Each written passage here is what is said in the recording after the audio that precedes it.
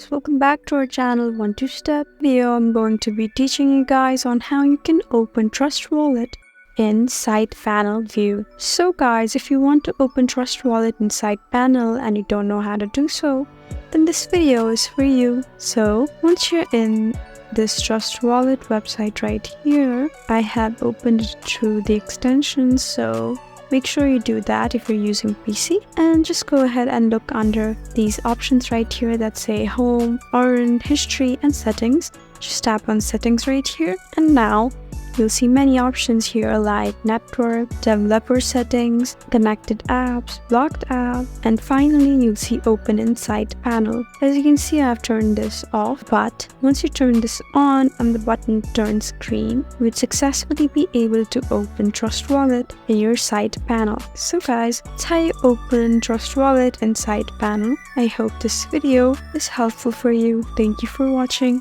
If you found this video helpful, please leave us a like and drop us a comment down below. And if you want more helpful videos like these, then please subscribe to our channel. We'll see you again next time. Thank you for watching.